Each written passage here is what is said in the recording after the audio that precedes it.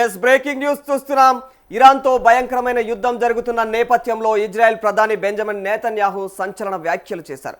Iran నాశనమైందని, తాము గెలవబోతున్నట్లుగా కూడా కీలక ప్రకటన చేశారు. ఆయన అందరూ అనుకున్న దానికంటే ముందు తాము యుద్ధం ముగుస్తుందని స్పష్టం చేశారు ఇజ్రాయెల్ ప్రధాని బెంజమిన్ నేతన్యాహు. అమెరికాను తాము యుద్ధంలోకి లాగలేదని, రెండు దేశాలు కలిసే ఇరాన్ను టార్గెట్ చేశాయని కూడా ఆయన ఈ విధంగా వివరణ కూడా ఇచ్చుకున్నారు. ఇంకా అయినప్పటికీ ట్రంప్ను ఎవరైనా ఈ విధంగా ఉసిగోల్పగలరా అని ఆయన ఇంకా ప్రశ్నించారు. ఆయన స్ట్రాటజీ చాలా స్పెషల్ అని కూడా ఆయన ప్రశంసించారు. ఇక తాను బతికే ఉన్నానని కూడా మరోసారి చెబుతున్నా, దీనికి మీరే సాక్ష్యం అంటూ మీడియా ముందు కీలక వ్యాఖ్యలు చేశారు ఇజ్రాయెల్ ప్రధాని బెంజమిన్ నేతన్యాహు. ఇకపైన తన మరణంపై తప్పుడు ప్రచారాలు ఆపాలని కూడా కోరారు.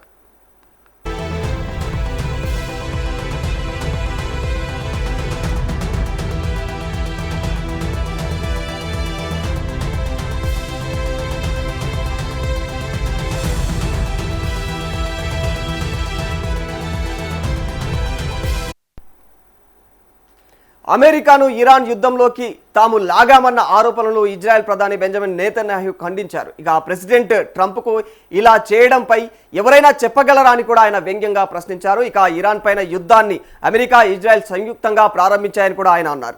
ఇక యుద్ధం ప్రారంభానికి ముందు అమెరికా, ఇరాన్ మధ్య అణు కార్యక్రమంపై చర్చలు సాగుతున్నాయని, ఇరాన్ ముందుగా దాడి చేస్తుందని భావించి తానే ముందస్తు చర్యల్లో భాగంగానే ఈ విధంగా ముందస్తు చర్యలు తీసుకున్నారని ట్రంప్ స్వయంగా చెప్పారని కూడా ఆయన గుర్తు చేశారు.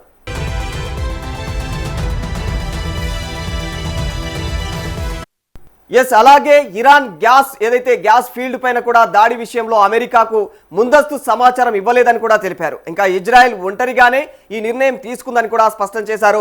ఈ దాడికి ఖతర్కు కూడా ఎలాంటి సంబంధం లేదని తెలియజేశారు. ఇక సౌత్ ఫార్స్ గ్యాస్ ఫీల్డ్ పైన కూడా ఇజ్రాయెల్ దాడిని ట్రంప్ ఖండించిన తర్వాత నేతన్యాహు ఈ ప్రకటన చేశారు. కాగా ఇజ్రాయెల్ ఇటీవలే Iran south Pars gas field పైన దాడులు చేసింది.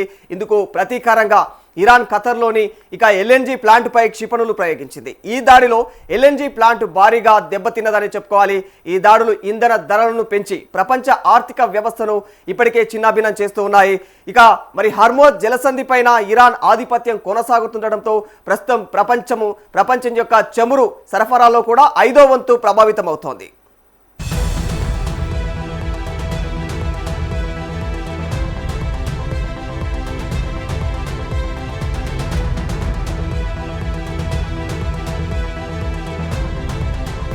ఈ పరిణామాలతో ఓ మెట్టు దిగినట్లు కనిపిస్తున్న America, Israel South Pars gas ఫీల్డ్పై దాడి చేయడం ముమ్మాటికి తప్పేనని తెలిపింది. ఇక భవిష్యత్తులో సౌత్ ఫార్స్ గ్యాస్ ఫీల్డ్ పైన దాడులు చేయరాదని ఇజ్రాయెల్ను కోరింది కూడా.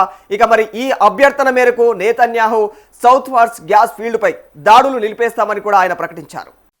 And I want to close these opening remarks with one other fake news, and that is that Israel somehow dragged the US into a conflict with Iran.